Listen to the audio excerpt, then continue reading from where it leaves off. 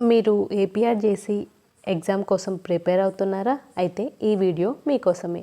Hello all, welcome to తెలుసుకుందామా YouTube channel. అయితే మనం ఏపీఆర్జేసీ రిలేటెడ్ ఇంపార్టెంట్ బిట్స్ అంటే ఏ మోడల్లో అడుగుతారు ఏంటి అనేది చూస్తున్నాం కదా. ఆల్రెడీ నేను ఒక వీడియో చేశాను.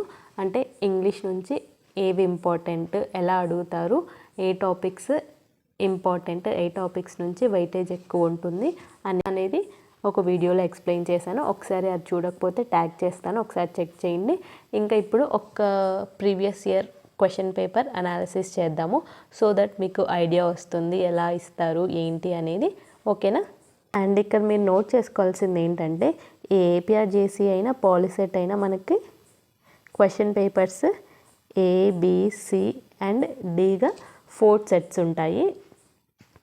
అందరికీ కామన్ సబ్జెక్ట్స్లలో అంటే ఇంగ్లీషు, ఫిజిక్స్, కెమిస్ట్రీ ఇట్లా కామన్ సబ్జెక్ట్స్ ఉంటాయి కదా ఏపీఆర్జేసీ. ఆ కామన్ సబ్జెక్ట్స్లో ఏంటంటే క్వశ్చన్స్ అన్నీ సేమే ఉంటాయి, కానీ ఒక ఆర్డర్లో ఉండవు. జంబ్లింగ్లో అంటే ఎక్కడంటే అక్కడ ఉంటాయి, కానీ క్వశ్చన్స్ మాత్రం సేమే ఉంటాయి అన్ని సెట్స్కి. ఇప్పుడు ఫస్ట్ క్వశ్చన్లో ఒక సినానిమ్ ఇచ్చాడంటే బి ఫస్ట్ క్వశ్చన్లో యాంటోనిమ్ ఇస్తాడు. ఇట్లా జంబ్లింగ్ ఉంటాయి, ఒకే ఆర్డర్లో ఉండవు. అంటే ఇది మీరు ఎగ్జామ్ రాసే టైంలో ఏదైనా అంటే మీ పక్కన వాళ్ళు ఉంటారు కదా, సో అలా ఆన్సర్స్ చూడడం, అలా ఆన్సర్స్ విషయంలో ఏదైనా చెప్పుకోవడం ఇలా చేయకండి. ఎందుకంటే సెట్స్ అనేవి వేరుంటాయి, అప్పుడు ఆన్సర్స్ అనేవి చేంజ్ అయిపోతాయి. వాళ్ళు రాసింది కరెక్ట్ అవ్వచ్చు, కానీ మీకు అవి రాంగ్ అవుతాయి. అంటే మీరు జస్ట్ ఫస్ట్ క్వశ్చన్ ఏంటి అని అడుగుతారు, వాళ్ళ క్వశ్చన్ చెప్తారు, వాళ్ళ క్వశ్చన్కి ఆన్సర్ చెప్తారు. సో ఇలా మోసపోతారు, ఇలా చేయకండి. ఇక్కడ నేను ఒక శాంపుల్ ఏపీఆర్జేసీ క్వశ్చన్ పేపర్ చూపిస్తున్నాను చూడండి. ఫస్ట్ క్వశ్చన్ ఏమి ఇచ్చాడంటే what is a ballad. Ballad అంటే ఏంటంటే a poem or song telling a story. Next second question what are the figures of speech in the mouth like a fireplace chimney for a nose. అంటే simile metaphor. ఇది నేను చెప్పాను కదా మీకు previous వీడియోలో, simile metaphor ఇలాంటి questions ఇస్తారని. Simile అంటే లైక్, యాస్ యూజ్ చేస్తే దాన్ని సిమిలీ అంటాము. డైరెక్ట్ కంపారిజన్ ఉంటే దాన్ని మెటాఫర్ అంటాము. Option 1 is the answer. Next what was Valli అమ్మాయి క్యూరియస్ అబౌట్. ఇది మనకు మేడం రైడ్స్ ఏ బస్ అని ఒకటి ఉంది కదా, దాని నుంచి ఈ క్వశ్చన్ ఇచ్చాడు. Riding A bus is the correct answer. ఎందుకంటే తనకు ఒక కోరిక ఉంటుంది కదా, తన స్ట్రీట్లో పాస్ అయ్యే బస్ని రైడ్ చేయాలని తనకు ఒక కోరికలాగా ఉంటుంది కదా ఆ స్టోరీలో. సో ఇదంతా మీరు అవన్నీ చదివితేనే మీరు ఆన్సర్ చేయగలరు. సో అందుకని ఈ పోయమ్స్, స్టోరీస్ ఇవి ఉన్నాయి కదా, అవన్నీ ఒకసారి చూసుకొని అందులో ఏం జరిగిందో తెలుసుకోండి. ఆల్రెడీ మీరు ఎస్ఎస్సికి ప్రిపేర్ అయ్యి ఉంటారు అనుకుంటాను. ఇన్ కేస్ మర్చిపోయి ఉంటే ఇంకోసారి మళ్ళీ చూసుకోండి.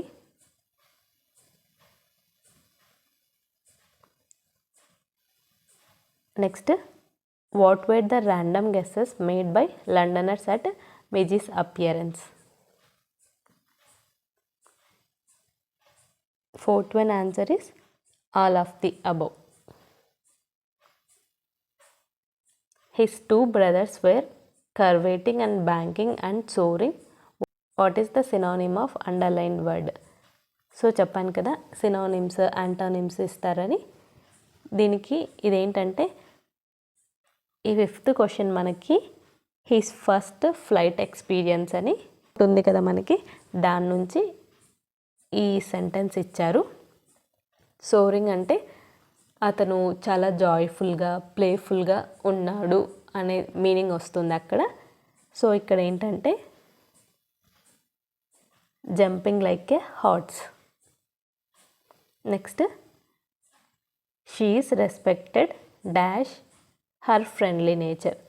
ఇది సెంటెన్స్ పెడతానే అర్థమవుతుంది మనకు. She is respected for her friendly nature. ఇక్కడ ఒక కాస్ ఉంది, అందుకే ఫర్ యూజ్ చేసాం.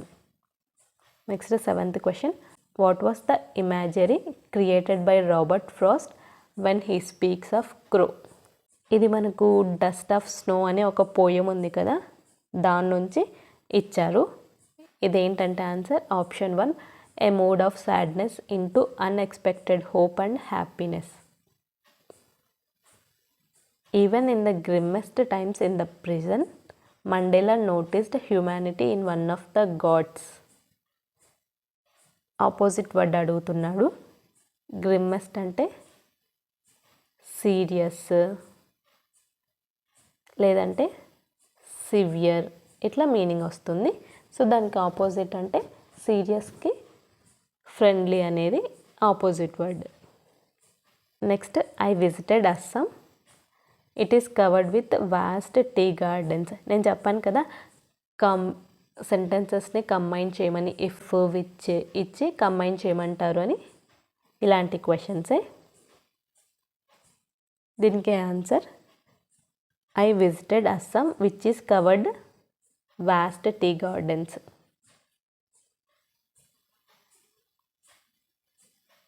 Next 10th question. ఇదిగోండి ఇలాంటి క్వశ్చన్సే. టైప్ ఆఫ్ లెటర్స్ అంటే లెటర్ రైటింగ్లో రూల్స్ ఇలానే ఇస్తారు questions. Which kind of letter is a letter to commissioner of police. కమిషనర్కి ఎలాంటి లెటర్ రాస్తాం మనము? అఫీషియల్ లెటరే కదా. Next, what did Buddha try to teach Kisa Gotami. దీనికి answer option 2, death is inevitable in every one's life. Inevitable అంటే one that cannot be escaped. Next చూడండి, which animal showed its true power to face the pirate. ఇది మనకు the tale of custard the dragon అని ఉంది కదా, దాని నుంచి ఇచ్చారు. Option 4 is the answer. 13th, the plum physique of the baker is a testimony of. Option 3, prosperity. ఇవన్నీ మీరు ఆ స్టోరీస్లలో తెలిసి ఉంటేనే మీరైతే ఆన్సర్ చేయగలరు కదా. Next, our personal emotions and ideas can be best expressed in written form through. నేను చెప్పాను కదా, రికార్డ్స్, క్రియేటివ్ ఎక్స్ప్రెషన్స్, ఇలాంటి క్వశ్చన్స్ 1 or 2 ఇస్తారు అన్నీ. దీనికి ఆన్సర్ వచ్చేసి డైరీ అండ్ లెటర్. ఫ్రెండ్కి ఇట్లా లెటర్ రాసేటప్పుడు మనము మన యొక్క ఎమోషన్స్ ఇవన్నీ ఎక్స్ప్రెస్ చేస్తాము. అలానే డైరీలో కూడా మన ఎమోషన్స్ని ఎక్స్ప్రెస్ చేస్తాము. So answer 2 and 3. నెక్స్ట్ చెప్పాను కదా, ఒక ప్యాసేజ్ ఇచ్చి మనకు ఒక 5 క్వశ్చన్స్ ఇస్తారు అని చెప్పి.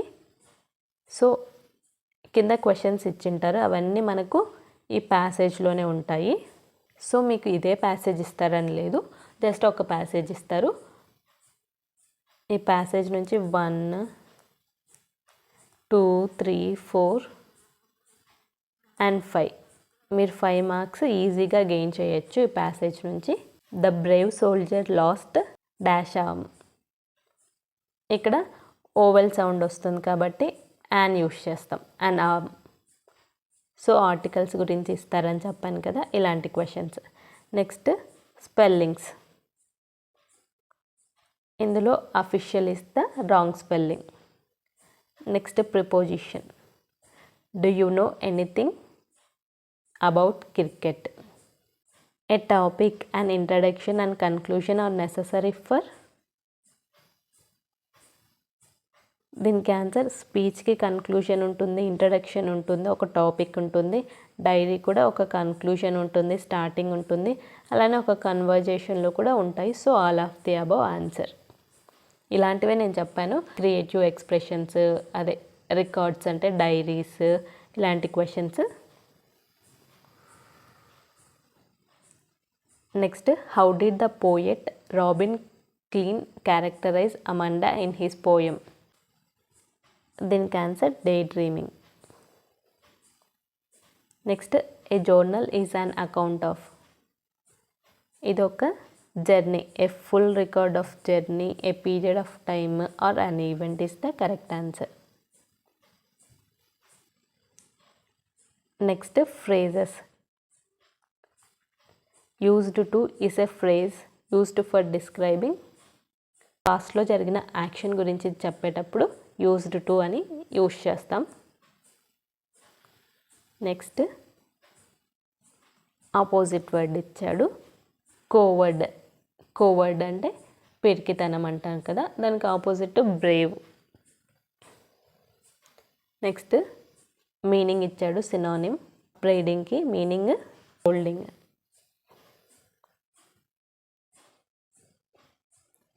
నెక్స్ట్ సెంటెన్స్ని మోడిఫై చేయమని ఇచ్చాడు. Anna wore a hat, the hat is blue and woollen. Correct answer is Anna wore a blue and woollen hat. ఇలాంటివి ఇచ్చినప్పుడు ఏంటంటే మనకు ఫస్ట్ మనము కలర్కి ఇంపార్టెన్స్ ఇస్తాము. మీరు ఏమనుకుంటారు, ఆప్షన్ 2 కూడా కరెక్ట్ అనుకుంటారు, కానీ మనకు ఒక రూల్ ఉంది, అడ్జెక్టివ్స్లలో కలర్కి ఫస్ట్ ఇంపార్టెన్స్ ఇవ్వాలి, తర్వాత మెటీరియల్స్కి ఇవ్వాలని. సో ఇక్కడ ఫస్ట్ కలర్ వచ్చింది, దాని తర్వాత ఏ టైప్ ఆఫ్ మెటీరియల్ ఉంది. So option 4 is the correct. Next speech. Ramya asked are these fabrics from Indonesia. దీన్ని రిపోర్టెడ్ స్పీచ్గా ఎలా రాస్తామంటే Ramya asked if those fabrics were from Indonesia. ఓకేనా. Next the ceremony took place in the lovely sandstone amphitheatre formed by the Union Buildings in Pretoria. ఇక్కడ underline చేసిన దానికి WH అంటే interrogative question లాగా ఫామ్ చేయమంటున్నారు. Where did the ceremony take place? Option 2 is the correct answer.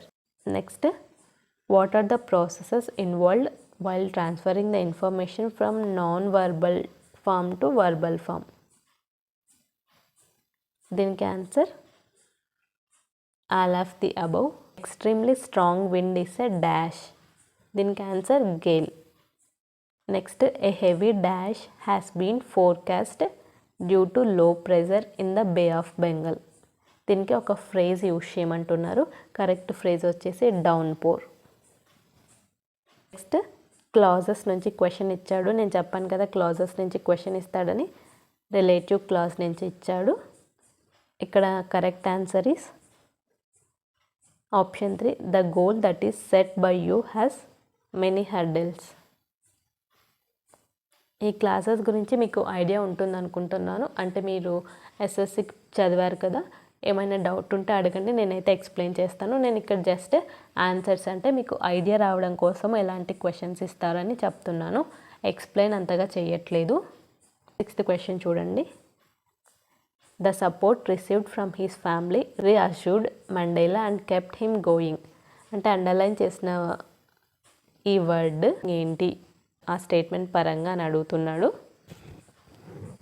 Option 2, help him continue to live in hope even in difficult situation. 37th, but he is locked in a concrete cell. Where do you think is the tiger? ఇది the zoo అని ఏదో ఉంటుంది కదా story, దాని నుంచి ఇచ్చిన question. ఇది option 2 in the zoo. Next choose the right meaning of the word black in the sentence given below. ఇక్కడ బ్లాక్ అంటే మోస్ట్ క్రూయల్ అనే అర్థం. నెక్స్ట్ ఇక్కడ అడ్వైస్ ఇవ్వడం అంటే పొలైట్ లేదంటే గివింగ్ సజెషన్స్ ఇలాంటి క్వశ్చన్స్ ఇస్తారన్నాను కదా. సో ఇలాంటి క్వశ్చన్ ఇలా ఇస్తాడు. Your friend has developed bad habits recently, so you need to advise him. ఎలా అడ్వైస్ చేస్తారు అంటే you should not fall in to the trap of bad company. So ఇలాంటివి ఏ క్వశ్చన్ ఇస్తాడో మనకు అర్థం అవ్వదు. సో అందుకని ఇంగ్లీష్ నుంచి ఎలాంటి క్వశ్చన్స్ ఇస్తారు ఏంటి అని గెస్ చేయడం కష్టం. కాకపోతే ఏది ఇంపార్టెంట్ అనేది అంటే ఎక్కువ గెస్ చేయడానికి ఎక్కువ అడిగే ఛాన్సెస్ ఏ ఉన్నాయని నేను ప్రీవియస్ వీడియోలో చెప్పాను కదా, అవి చూసుకుంటే మీరైతే ఒక 30 ఆ రేంజ్లో ఈజీగా స్కోర్ చేయొచ్చు.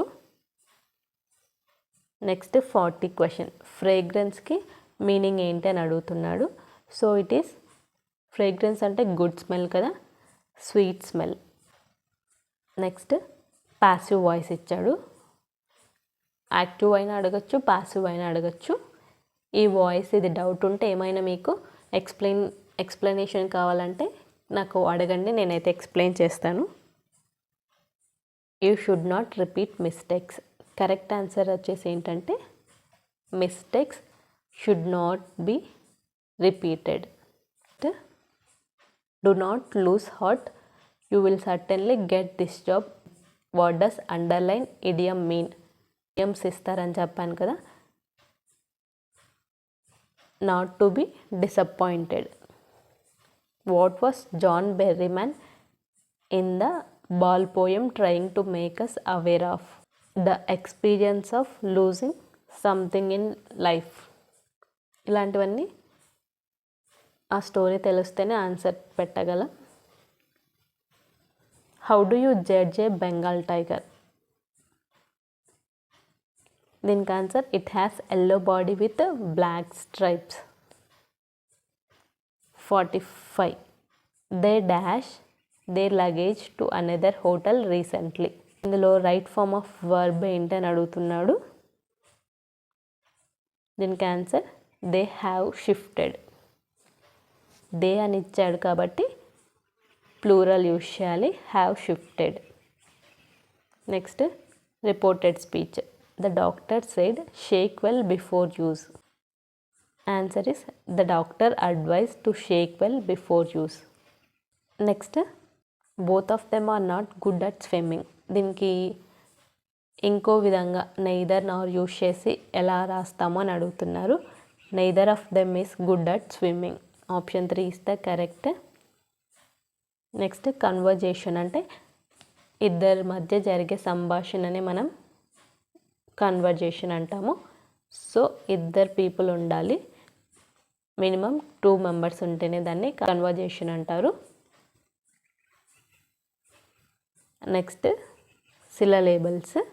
టెంపరరీలో ఎన్ని ఉన్నాయని అడుగుతున్నారు. ఇది 4 ఉంటాయి మనకి. ఇలాంటివి ఎక్కువ అడగరు, రేర్గా అడుగుతారు.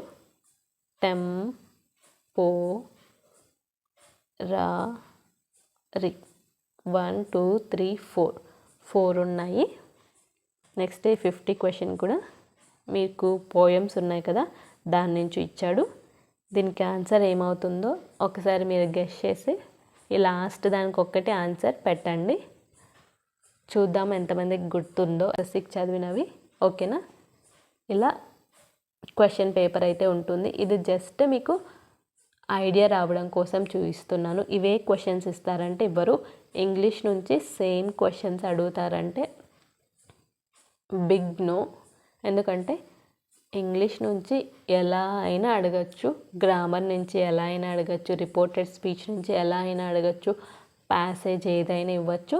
సో ఇంగ్లీష్ నుంచి క్వశ్చన్స్ గెస్ చేయడం అంత ఈజీ కాదు. నేను ఇంపార్టెంట్ అని ప్రెస్ చేసి మరి చెప్పాను కదా, ఇవి నేర్చుకోండి, ఇవి చూసుకోండి అని. అవి చూసుకుంటే మీకు ఒక దగ్గరగా 30 క్వశ్చన్స్ ఈజీగా స్కోర్ చేయొచ్చు. ఓకేనా? ఇంకా ఏమైనా డౌట్స్ ఉంటే నాకు కింద కమెంట్ చేయండి. Thanks for watching.